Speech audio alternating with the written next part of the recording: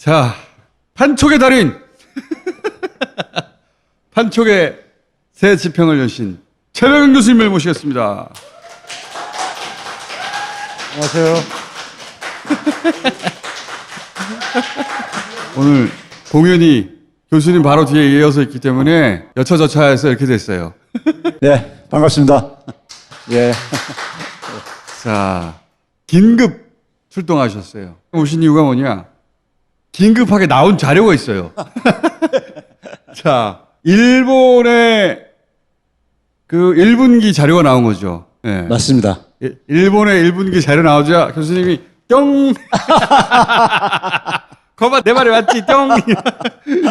자, 코로나 터지고 나서 소위 전문가라는 사람들이 떠들어댔던 얘기 중에 하나가 뭐 BCAC, 비포 코로나, 애프터 코로나 하면서 애프터 코로나는 전혀 다른 세상이 도래할 것이다. 근데 제가 볼 때는 그 얘기했던 사람들의 사고방식은 비포 코로나로 하고 있다. 아, 그런 말을 한 사람의 사고방식 자체가 비포 코로나 베이스로 한 말이라서. 예. 그러다 보니까 제대로 전망을 못하고 있고 성장률 전망치나 수출 전망치 맞추지 못하는 이유 중에 하나가 바로 그거예요. 세상은 변했는데 여전히 옛날 기준으로 세상을 바라보다 보니까 그러나 나는 내가 진작부터 말하지 않았냐. 자, 교수님 본격적으로 하기 전에 PPL 하셔야 돼요. 아 이거 저 마시라고 한 거야? 내가 진보. 오늘은 먹방이 없나 했어. 생강 교수님이 드실 때마다 팔리고 있어요. 아 이거 진짜 여름엔 참 좋겠어요. 아 진짜 달지 않고 그 생강에 톡 쏘는 말 있잖아요. 잘하셨고요. 빠타. 자, 지난주에 200부 팔렸어요. 200부. 예. 자, 예. 최백은 대한민국 대전환 100년의 조건 사줘. 자, 주고받기 끝. 예. 자, 일본이 제일 마지막으로 발표했어요. 주요 국가 중에서요. 1분기 성장률이 마이너스 1.3%였다. 우리는 플러스 1.6%를 했죠. 사실 예측됐던 건데 우리는 이제 1분기에 코로나 재난 이전 2019년 말 수준을 돌파했단 말이에요. 코로나 있기 전으로 우리는 되돌아간 정도가 아니라 넘어섰고. 그렇죠. 한국 말고 G7 국가들 보게 되면은 다 아직 못 들어가고 있잖아요. 그래서 한국의 위상이 달라지고 있습니다. G7에 참여할 자격이 된다고 하는 것도 그러한 이제 배경이 깔려 있는 거고요. 더군다나 이제 지난해 재정 수지를 보게 되면은 네. 우리는 가장 적게 재정을 투입을 했잖아요. 그러니까 이게 거덜난다고 그렇게 지랄을 했는데 우리가 제일 적어. 일본 같은 경우는 마이너스 12.6%도 마이너스 1.3%였으니까. 돈을 제일 예. 적게 투입하고 경제 성장은 가장 높고 이 수치를 보아하니 포탈이 안 나오겠군요. 그렇죠. 자, 그 다음에 문재인 정부 들어서고 나가지고 한국과 일본 간의 이 격차가 빠르게 축소가 되고 있어요. 아베가 경제 침략한 이유가 있어요. 초조한 거야. 문재인 정권이 2017년 5월 달에 출범했잖아요. 2분기요. 출범하기 직전인 1분기를 일로 놨을 때 예. 올해 1분기까지 1.08이 됐기 때문에 8%가 증가했다는 얘기예요. 근데 일본 같은 경우는 그때 대비 0.96인 거야. 아, 2017년 1로 1분기를 나왔을 때. 1로 나왔을 때. 예. 상대 비교를 하자면 지금 한국은 1.08이고 그러니까 지난 한 4년 동안에 성적이 그렇다 이거예요. 일본은 역성장 4%가 오히려 줄어들었고 역성장 중이네요. 코로나 재난 상황에서만 역성장이 아니라 지난 4년 동안에 역성장이 된 거예요. 그러네. 수출액 변화율을 보시게 되면요. 재밌는 게 이것도 2017년 1분기를 일로 놨을 때 예. 우리는 한 11%가 증가한 거예요. 그런데 이제 일본은 1%뿐이 안 증가했어요. 그러니까는 일본이 굉장히 초조한 겁니다. 일본의 수출 규제 때 교수님 그런 말씀 하셨죠. 그렇죠. 일본이 초도에서 이러는 거다. 예. 예. 그걸 수치로 보여주시는 거고 지금. 자, G7 국가도 다 이렇게 리스트한 거예요. OECD 평균까지도요. 예. 평균했는데 문재인 정부가 출범하기 전에 100을 놨을 때 우리가 어느 정도 갔냐면 108.3, 8.3%가 올랐다는 얘기예요. OECD 평균이 106.7이고 예. 미국조차도 107.7. 그러니까 우리가 제일 1등한 거지. OECD 국가 중에. 예. 흔히 이제 베네수엘라하고 비교를 하잖아요. 예. 그래서 베네수엘라를 비교해봤더니만 우리나라가 베네수엘라 된다고 예. 한동안 그렇죠. 진영에서 끊임없이 지금도 또 그렇게 떠드는 사람 많죠. 베네수엘라 얼마가 됐냐면은 여기 보시게 되면은 44.1로 역성장이 지금 경제가 미국 경제 제재해가면서 절반 이하로 떨어져 버렸네. 그렇죠. 규모가. 근데 이런 나라하고 한국을 비교하고 한다는 게 말이 되냐고 그러니까요. 사기죠, 사기. 네, 그래서 내가 사기질이라고. 나는 사기라고 그랬는데 교수님은 사기질. 아베 정권이 2013년도부터 박근혜 정부하고 똑같이 출범했습니다. 아베노믹스의 핵심은 뭐냐면 돈을 대규모로 찍게 되면은 일본 엔화 가치가 떨어져가지고 수출을 늘리게 되고 수출이 늘게 되면은 기업들이 돈을 벌리니까는 투자도 늘리고 고용도 증가하고 고용이 증가하게 되면은 소비자들이 소비도 더 하게 될 것이고 국가가 세금도 많이 걷어들여가지고 국가 채무도 줄어들 것이다. 뭐 이런 식의 시나리오예요. 그러니까요. 네. 그런데 사기예요. 돈 찍어내가지고 만약에 경제 살릴 수 있다면 어느 나라는 다 돈 찍어내서 살리죠. 그동안에 아베가 찍어낸 돈이 562조 엔입니다. 야, 많이 찍었다. 예? 근데 그동안에 GDP는 35조 엔뿐이 증가를 못 시켰어요. 560조 엔을 찍어가지고 증가는 35조 엔을 했으니까 12배를 찍었는데 네. 그 나머지 돈은 날라간 거네요, 말하자면. 그렇죠. 그 돈 찍어가지고 국민들한테 골고루 나눠줘도 네. 562조 엔이 증가했을 텐데 그렇죠. 그것도 못한 거예요. 코로나 재난 상황에서 141조 엔을 찍어냈어.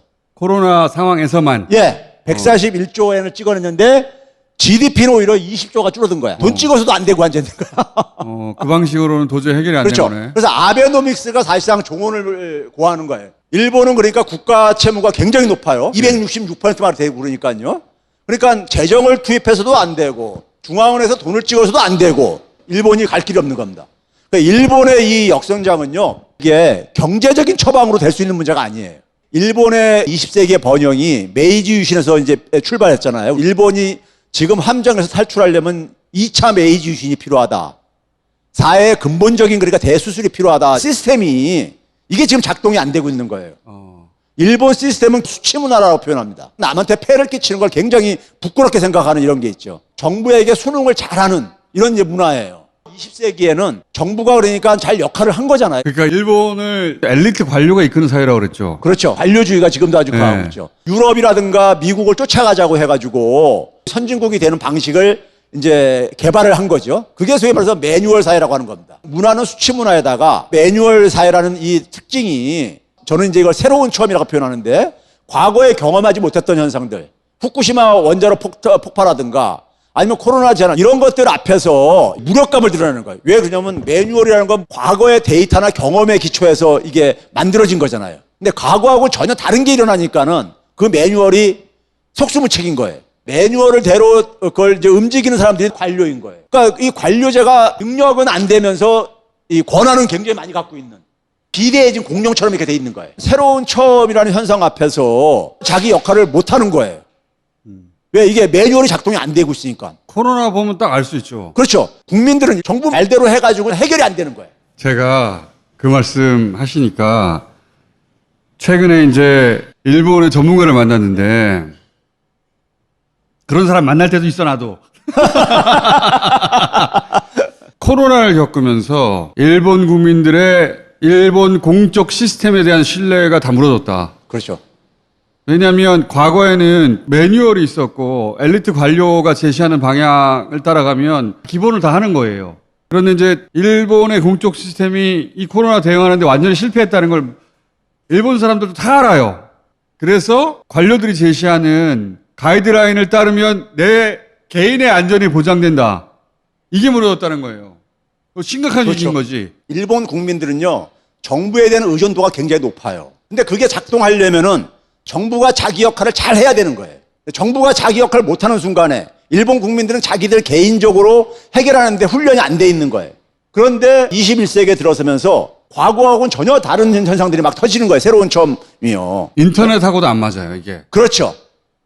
그러다 보니까는 이 속에서 정부가 역할을 제대로 못하고 있는 거예요, 지금요. 정부가 역할을 못하니까는 국민들이 볼 때는 굉장히 불안하죠. 최근 20년 사이에 일본을 오가는 분들은 피부에 와닿을 텐데 일본은 물가가 그대로예요. 그렇죠. 1억 총중류, 1억의 인구를 중산층으로 만들겠다고 하는 게 걔네들의 모토였잖아요. 모두가 중산층인 사회. 그래서 이 물가는 계속 잡은 거예요. 그 사이에 그 일반인들이 계속 가난해진 거예요, 사실은. 가난해졌는데 자기들은 그걸 잘 못 느껴. 근데 이 코로나는 그것도 뒤집어 버린 거예요. 내 목숨을 보호해주지 않는 거야. 근데 거기서 신뢰가 무너졌다고. 일본이 물가가 안 오르는 거예요. 이거 잡은 게 아니라. 왜 가냐면 소비가 지난 30년 동안에 멈춰 있어요. 97년, 8년 넘어가면서 임금이 계속 하락하고 있어요. 지난 한 25년 동안에 임금이 계속 하락하고 있어요. 거기다가 고령화는 굉장히 심하잖아요. 그래서 우리가 더 물가가 비싸. 그렇죠. 임금이 줄어드니까 소비를 안 하는 거예요. 그래서 물가가 안 올라. 개인은 계속 가난해지고 있는 거예요. 네, 그렇죠. 그래서 총중류 이게 사실상 무너졌어요. 이렇게 되면서도 어쨌든 간에 견뎌왔는데 문제는 뭐냐면 대재난들이 막 생기는 거예요. 2011년에 후쿠시마 원자로가 폭발한 거라든가 지난해 그러니까 코로나 재난 같은 경우는 정부가 대응을 못하는 이유는 기존의 정부가 갖고 있는 매뉴얼상으로는 설명이 안 되는 거예요. 그러니까요. 그런 상황 속에서 일본 정부에 과잉 의존을 하고 있는 국민들이 불안한 거예요. 그 돌파구로 혐한을 때리는 것도 있어요. 그렇죠. 과거에는 한일 관계가 수평적이라기보다는 수직적이었단 말이에요. 한미일 관계 속에서 미국이 제일 위에 있고 일본, 한국 이런 식으로. 그런데 한국이 성장을 하면서 일본과의 관계를 수평적인 관계로 재구성을 할 수밖에 없잖아요. 근데 일본이 변화된 현실을 수용하기보다는 정치 논리로 한국에서 수출 공격을 했죠.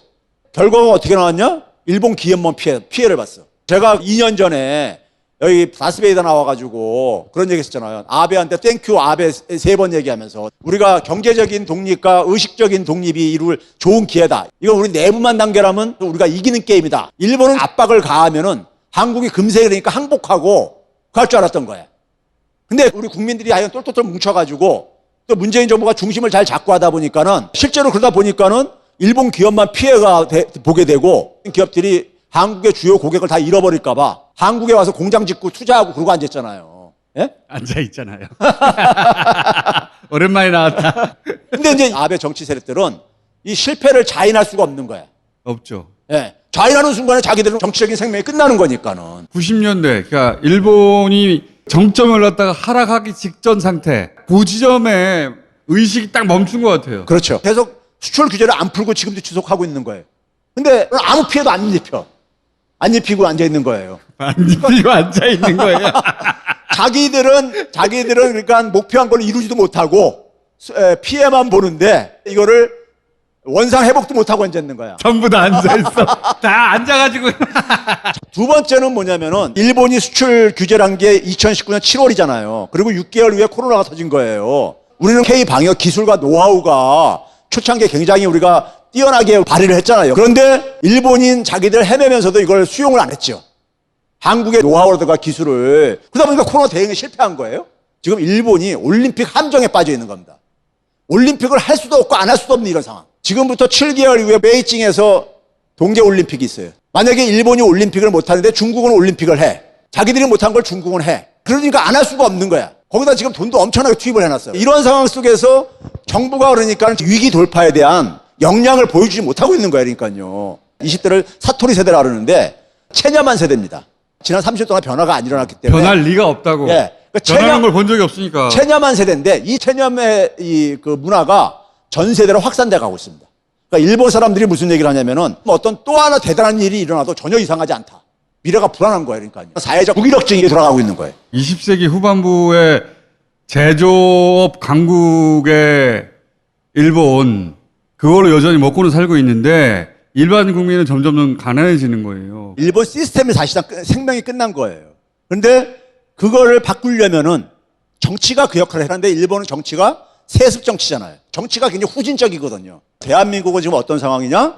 우리는 민주주의하고 문화를 수출하고 있잖아요, 지금요. 미얀마 국민들이 한국 국민을 모델로 지금 삼고들 있어요. 이탈리아에 그러니까 우리가 시사 잡지 파노라마라는 데서 한국이 소프트 강국이 됐다. 일본을 제치고. 교수님, 그래서 오늘의 결론은 일본은 정치 때문에 망가졌기 때문에 이번 대선을 잘 치러야 된다는 거 아닙니까? 그렇죠.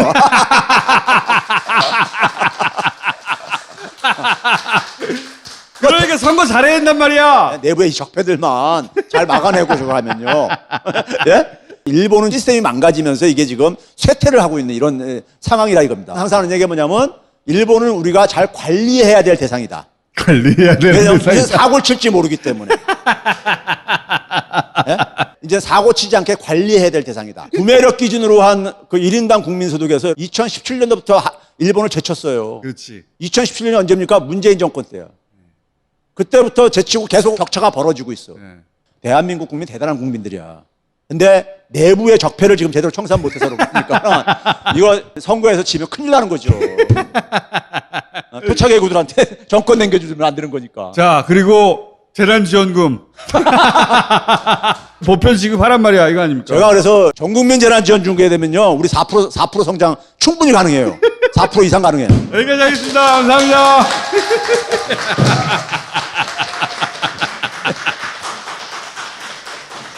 네, 자, 모든 내용의 마무리는 재난지원금이야.